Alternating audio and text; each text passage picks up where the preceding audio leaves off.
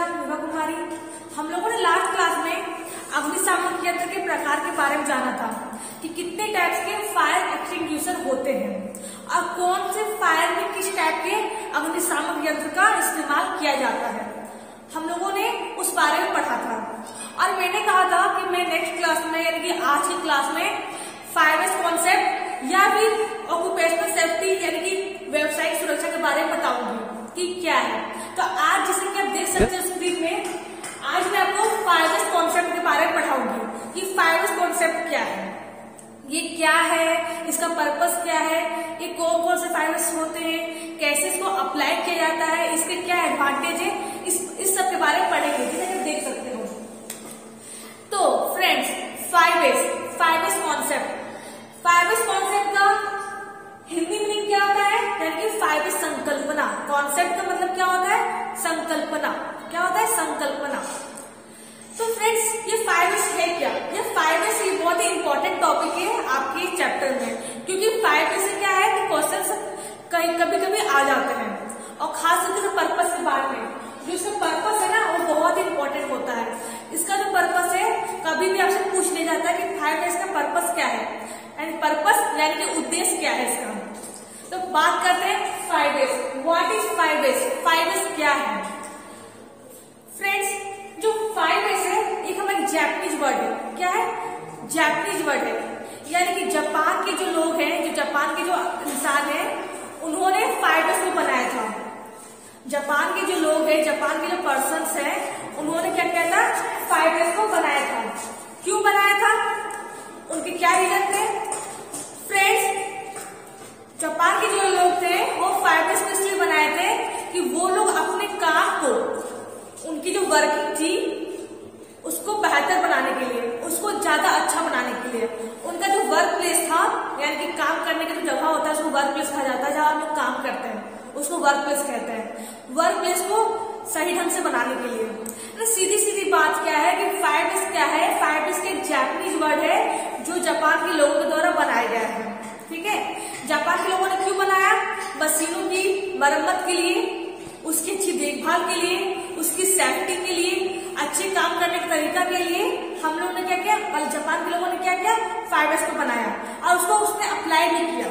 क्यों किया? कि हमारे मशीन सेफ्टी के साथ रहे, उसे कोई तरह की कोई नुकसान ना हो, हम जो काम करें कहीं भी इंडस्ट्री में या फिर किसी वर्कशॉप में काम करते हैं तो सावधानी पूर्वक करें, किसी तरह कोई नुकसान ना हो और ज्यादा प्रोडक्ट मिले, ज्यादा उत्पाद मिले।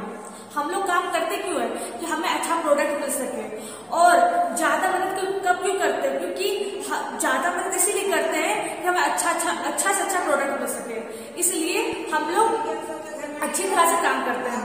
तो क्या फ्रेंड्स, जो फायर्स है वो जापान के लोगों के द्वारा बनाया गया था। ठीक है, लेकिन जापान के लोगों ने तो बनाया, लेकिन उनका जो फायर्स था, उन्होंने उसका जो फायर्स कॉन्सेप्ट था उसे हम लोगों ने भी अप्लाई किया। क्यों किया? क्योंकि हम लोग चाहते हैं कि हमारी जो मशीन है उसका मेंटेनेंस अच्छी तरह से हो सके, हमारा काम करने का तरीका सही हो, कोई गलत ना हो, हमें ज्यादा प्रोडक्ट मिल सके, कम समय में ज्यादा प्रोडक्ट मिल सके, यानी कम इनपुट में हमें ज्यादा आउटपुट मिल सके। इनपुट आउटपुट मतलब क्या होता है, मैंने आपको बताया था लास्ट क्लास में कि ज्यादा हमें आउटपुट मिले, यानी कि ज्यादा प्रोडक्ट मिले कम समय में, यानी कि कम टाइम हम खपत उसमें कम टाइम उसमें इस्तेमाल करें। ये हमारा फायर्स होता है। अगर आपसे कोई पूछ ले कि फायर्स क्या है तो बस आप इतना बोलोगे कि मशीनों की देखभाल, उसकी मेंटेनेंस, उसकी सेफ्टी, काम करने का सही तरीका क्या है, हमारा फायर्स है। अब फायर्स किसने बनाया था? फायर्स जापानीज लोगों ने बनाया था। फायर्स का एक जापानीज वर्ड है। क्या है? जापानीज वर्ड है, यानी जापान के लोगों द्वारा बनाया गया है। फायर्स हमारा ये है फ्रेंड्स। ये तो बात हुई फायर्स के बारे में। फायर्स क्या है?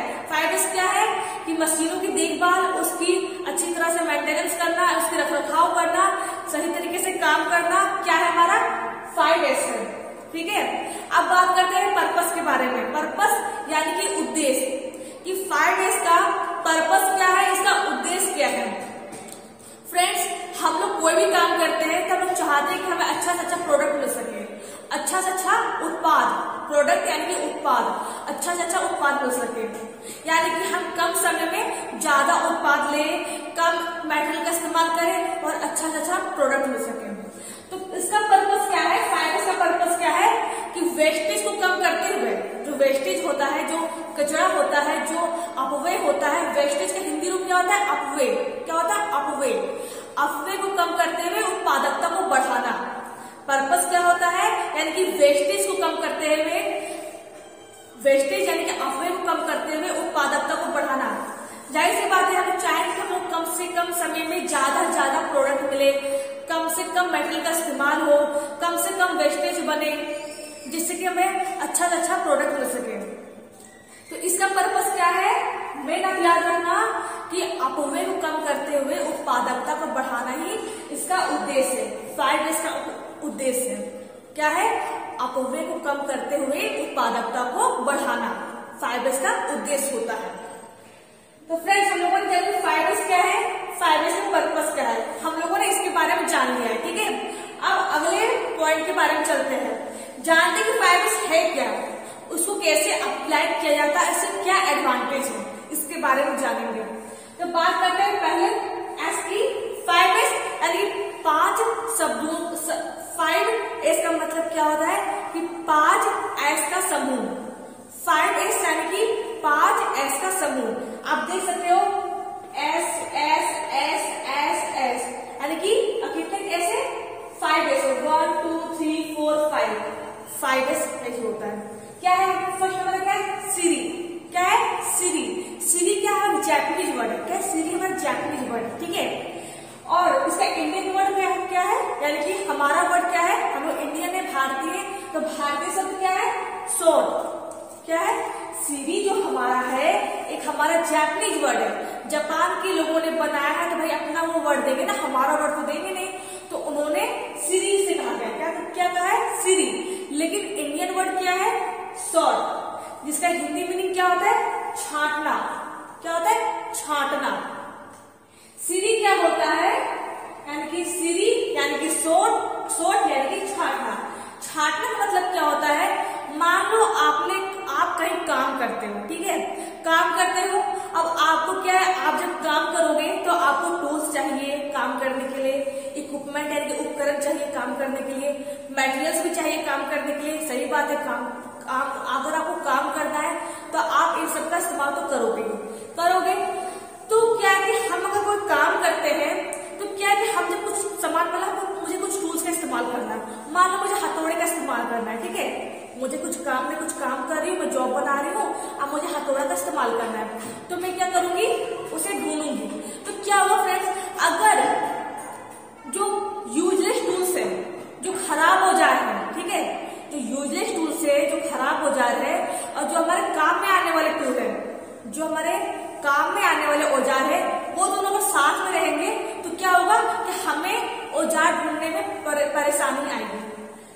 क्योंकि हम कभी भी इस्तेमाल करेंगे, कोई भी टूल का इस्तेमाल करेंगे, कोई भी इक्विपमेंट का इस्तेमाल करेंगे, तो क्या करेंगे, अच्छे तरह के इक्विपमेंट का इस्तेमाल करेंगे, कोई गलत औजार का, कोई गलत उपकरण का इस्तेमाल नहीं करेंगे, क्योंकि हमें अच्छा प्रोडक्ट बनाना है। तो क्या है फ्रेंड्स, अगर खराब औजार और अच्छे औजार एक साथ रहेंगे तो क्या होगा, हमें ढूंढने में परेशानी होगी, हमें खोजने में परेशानी होगी। तो क्या है, इसका मतलब ये, छांटने का मतलब ये है कि आप जो मतलब काम करने से पहले क्या करो, आप जो गलत औजार है, जो गलत इक्विपमेंट है, जो गलत उपकरण है, उसे छांट दो, उसे वहां से अलग कर दो। अलग करने के बाद उसे किसी और जगह पे रखो, जहां जिससे कि हमें परेशानी ना हो ढूंढने में, कोई टूल्स वगैरह ढूंढने में हमें कोई परेशानी ना हो। क्या है कि छांटना का मतलब क्या है, जो खराब औजार है, जो अच्छे औजार के साथ मिक्स रहते हैं, एक साथ रहते हैं, तो क्या है कि खराब औजार को आप साइड कर दो, उसे वहां से अलग कर दो, जिससे कि आपको कोई परेशानी ना हो किसी भी टूल्स वगैरह को ढूंढने में और काम करने में। क्योंकि देखो, अगर आपको कुछ कोई टूल्स, मैंने बोला मुझे हथौड़े का इस्तेमाल करना है हथौड़ा का इस्तेमाल, तो मैं ढूंढने गई तो भाई उसमें क्या खराब हथौड़ा भी साथ है और अच्छा हथौड़ा भी उसी के साथ है, तो मैं क्या करूंगी, अब मुझे ढूंढने में तो परेशानी होगी, अब ढूंढने में परेशानी भी होगी और साथ ही साथ मेरा काम में लेट भी हो जाएगा, मैं जो जॉब बनाऊंगी उसमें मेरा लेट हो जाएगा, मैं समय से पहले नहीं बना पाऊंगी। इसलिए क्या है कि छांटने का मतलब क्या है कि आप जो गलत औजार है, जो गलत टूल्स है, जिसको कोई काम नहीं है, वो यूजलेस है, उसे छांट के हटा दो। गलत इक्विपमेंट का, गलत औजार का वहां से हटा करके किसी और जगह पर रख देना, और जो अच्छे टूल से जिसको इस्तेमाल में लिया जा सकता है उसे एक साथ रखना। यही हमारा छाटना होता है। मैं आशा करती हूँ कि आप समझ गए होंगे छाटना मतलब क्या होता है। इसका जापानीज वर्ड क्या है, सिरी, और इंडियन वर्ड क्या है, सॉर्ट, जिसे हिंदी में कहा जाता है छाटना, या कि उसे गलत उपकरण को, गलत औजार को साइड कर देना। अब बात करते हैं दूसरे एस के बारे में। सेकेंड एस क्या हमारा, सेटोन। क्या है, सेटोन।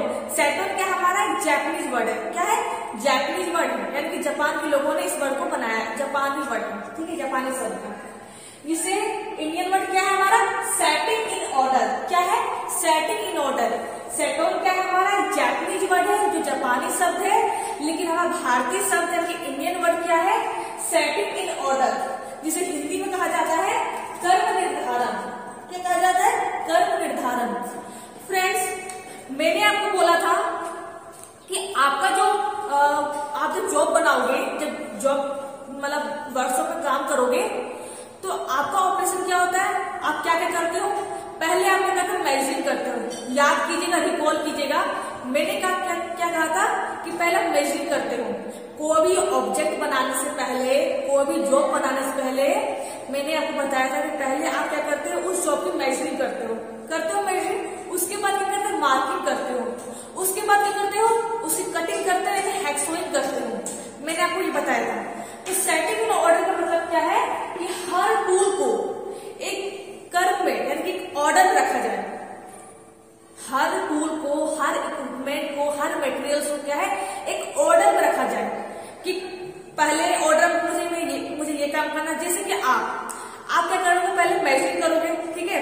तो मेजरिंग टूल क्या होता है बस, मेजरिंग टूल क्या होता है, स्टील रूल, हाँ मेजरिंग टूल था।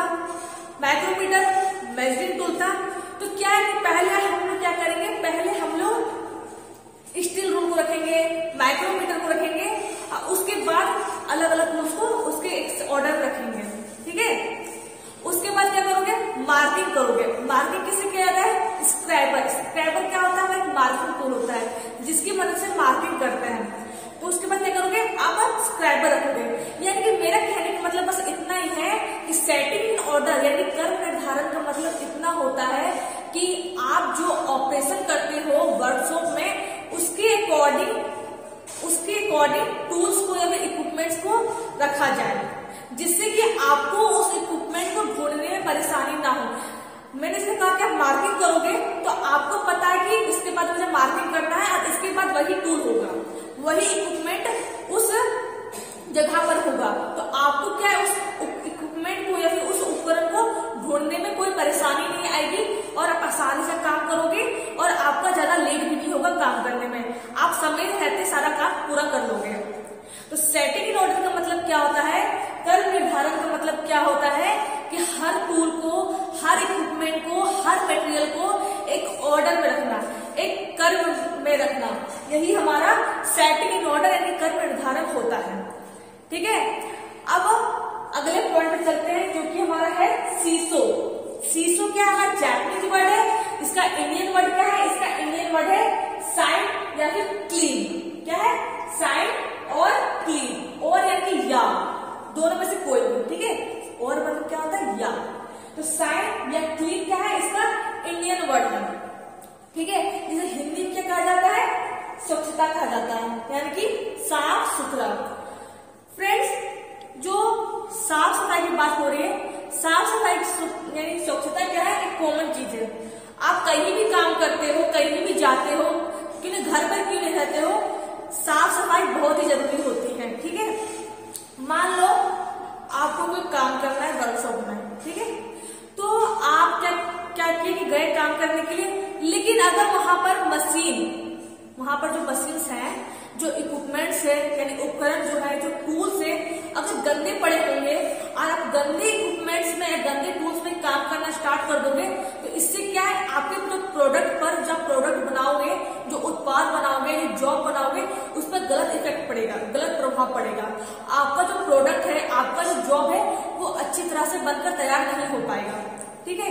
इसलिए क्या करते हैं, साफ सफाई पर हमेशा ध्यान रखा जाता है।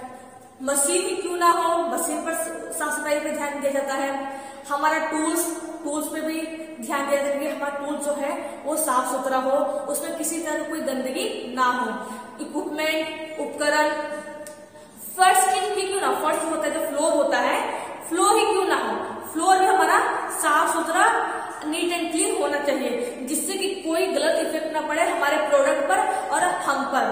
क्योंकि हम काम कर रहे हैं तो हमें अपने सेफ्टी के साथ ही काम करना चाहिए। सेफ्टी को नजरअंदाज यानी सुरक्षा को नजरअंदाज नहीं करना चाहिए। तो क्या है फ्रेंड्स, सीसो जो क्या है हमारा, जिसको इंडियन वर्ड क्या कहते हैं, साइन या फिर क्लीन कहते हैं। क्या कहते हैं, साइन या फिर क्लीन, जिसका क्या मतलब होता है, स्वच्छता यानी कि साफ सुथरा। तो हमें क्या है कि काम करने से पहले मशीन्स की, इक्विपमेंट्स की, टूल्स की साफ सफाई पे हमेशा ध्यान देना चाहिए, उसमें किसी तरह की कोई लापरवाही नहीं बरतनी चाहिए। ये हो गया हमारा सीसो। क्या है, सीसो। अब बात करते हैं अगले पॉइंट की, जो कि हमारा है शित्सुके, सॉरी शिकेत्सु। क्या है, शिकेत्सु। क्या है, शिकेत्सु। देखिए ये जो दोनों वर्ड है ना, ये बहुत ही कॉमन वर्ड है, इसमें कंफ्यूज मत होना।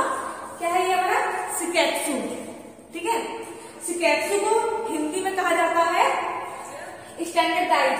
क्या कहा जाता है, स्टैंडर्डाइज, जिसका हिंदी मीनिंग क्या है, मानकीकरण। मैंने हिंदी वर्ड भी लिख दिया जिससे आपको प्रॉब्लम ना हो समझने में। अगर आपको इस वर्ड में प्रॉब्लम हो रही है तो आप इस वर्ड के जरिए आप समझ जाओ कि क्या है फाइटिस। ठीक है, तो इसका हिंदी मीनिंग क्या होता है, मानकीकरण करना। मानकीकरण का क्या मतलब होता है कि हर जो वर्कर है, हर जो मैकेनिक है, उसकी अपनी रिस्पॉन्सिबिलिटी होती है, उसकी अपनी अपनी जिम्मेदारी होती है। हर एक मैकेनिक को, हर एक वर्कर को अपनी रिस्पॉन्सिबिलिटी अच्छी तरह से पूरी करनी चाहिए। क्योंकि मान लो कि कोई एक वर्कर जो है, जो अपनी रिस्पॉन्सिबिलिटी अच्छी तरह से पूरा नहीं कर रहा हो, वो अपनी जिम्मेदारी को लापरवाही बरत रहा हो, तो इससे क्या हमारे प्रोडक्ट पर गलत इफेक्ट आएगा। क्योंकि देखो वो भी काम कर रहे हैं, हम भी काम कर रहे हैं, तो भाई वो भी कोई प्रोडक्ट बनाने में हमारी हेल्प कर रहा है। और वो अगर वो जो हमारी हेल्प जो कर रहा है, जो हमारी मदद कर रहा है, उसमें कोई लापरवाही बरतता हो, अपनी रिस्पॉन्सिबिलिटी में, अपनी जिम्मेदारी पर लापरवाही बरतता हो, तो इससे क्या हमारे प्रोडक्ट पर गलत इफेक्ट आएगा। तो सिंपल से मीनिंग क्या है इसकी, मानकीकरण का मतलब क्या होता है कि अपनी रिस्पॉन्सिबिलिटी को, अपनी जिम्मेदारी को अच्छी तरह से पूरा करना, उसमें किसी तरह की कोई लापरवाही न बरतना उसमें। क्योंकि अगर लापरवाही आप बरतते हो तो इससे आपके प्रोडक्ट पर, आपके जॉब पर गलत इफेक्ट पड़ता है, गलत प्रभाव पड़ता है।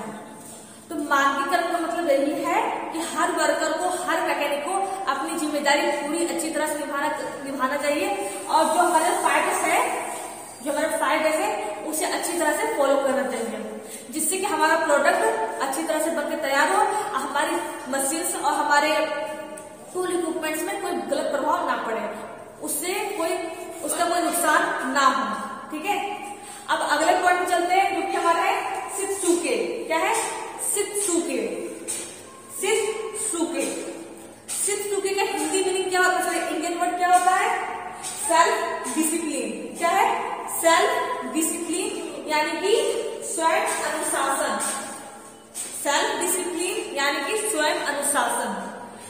फ्रेंड्स, डिसिप्लिन एक ऐसा वर्ड है जहां वो जो वर्ड है वो सभी जगह फॉलो होता है। अगर आप कोई भी काम करते हो, चाहे कॉलेज में पढ़ते हो, स्कूल में पढ़ते हो, या फिर कोई काम करते हो, या फिर आप घर में सेल्फ स्टडी करते हो, तो डिसिप्लिन होना बहुत ही जरूरी है। क्योंकि डिसिप्लिन नहीं होगी तो कोई भी काम आपका बेटर यानी सक्सेस नहीं हो पाएगा। आप घर सेल्फ स्टडी करते हो, खुद से पढ़ते हो, अगर आप उसमें भी डिसिप्लिन नहीं रखोगे तो आपका सेल्फ डिसिप्लिन भी सक्सेस नहीं हो, सॉरी सेल्फ स्टडी भी सक्सेस नहीं हो पाएगा। इसलिए डिसिप्लिन बहुत ही जरूरी होती है। तो यहाँ इसका मतलब क्या होता है कि अगर आप कोई काम करते हैं, अगर आपको कोई काम सौंपा गया है कि आप वो काम करो, तो उस काम को आप पूरे डिसिप्लिन के साथ करो, उसमें किसी तरह कोई लापरवाही या फिर कोई बदमाशी ना बरतो। अनुशासन जो है, अनुशासन मतलब क्या होता है, मान लो मैंने आपको कोई काम दिया कि आप ये काम करो, तो आप क्या करोगे, उस काम को पूरे डिसिप्लिन के साथ करोगे, यानी कि समय रहते पूरा काम करोगे, मशीन्स का अच्छी तरह से इस्तेमाल करोगे, हर टूल्स का अच्छी तरह से इस्तेमाल करोगे और सेफ्टी के साथ यानी कि सुरक्षा के साथ काम करोगे। तो डिसिप्लिन का मतलब यही होता है कि हर काम को डिसिप्लिन के साथ करना, अनुशासन के साथ करना, यानी कि समय के साथ ही काम पूरा करना।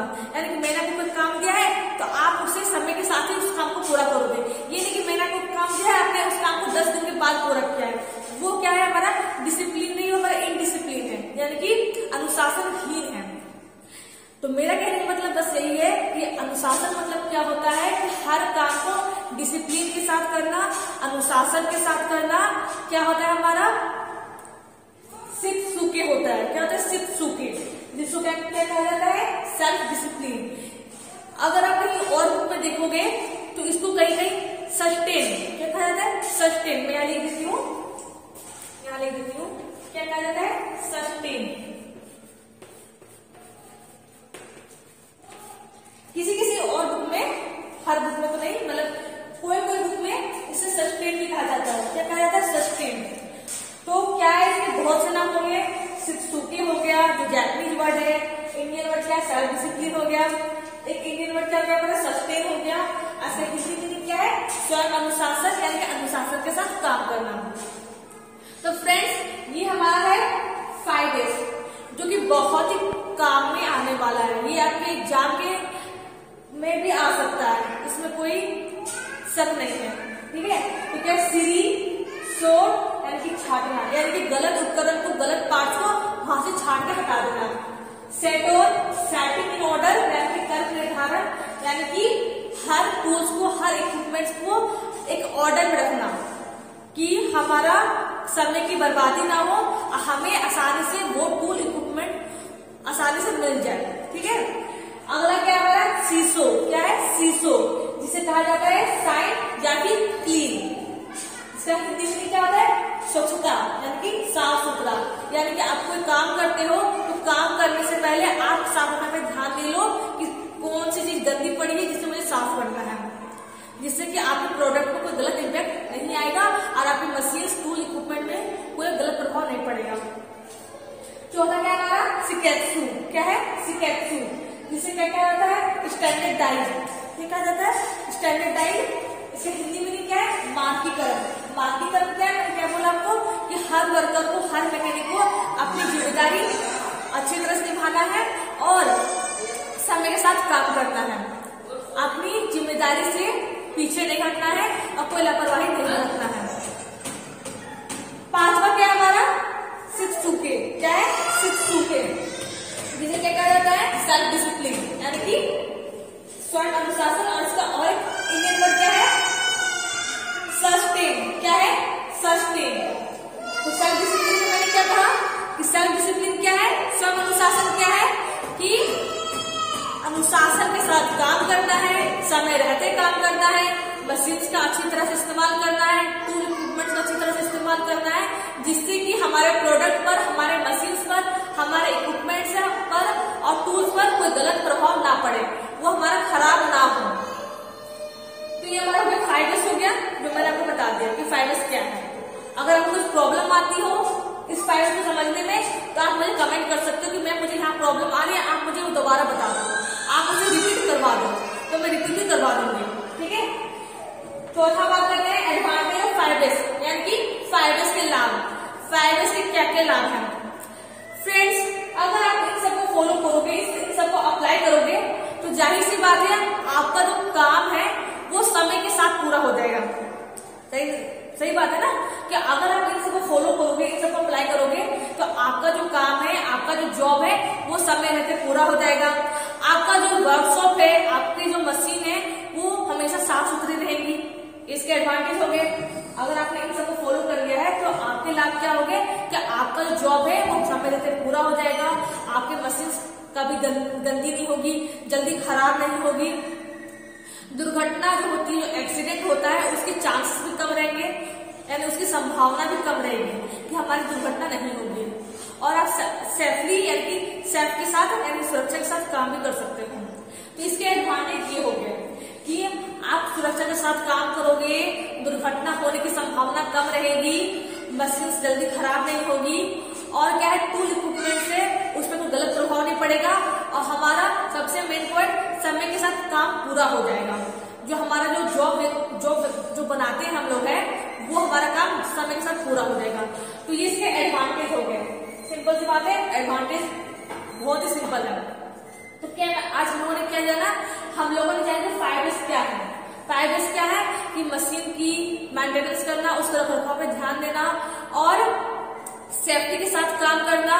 ये क्या हमारा फायर्स है। क्या है हमारा फायर्स है। पर्पस क्या है, पर्पस मेन पॉइंट है, आप इसको मार्क कर लीजिएगा।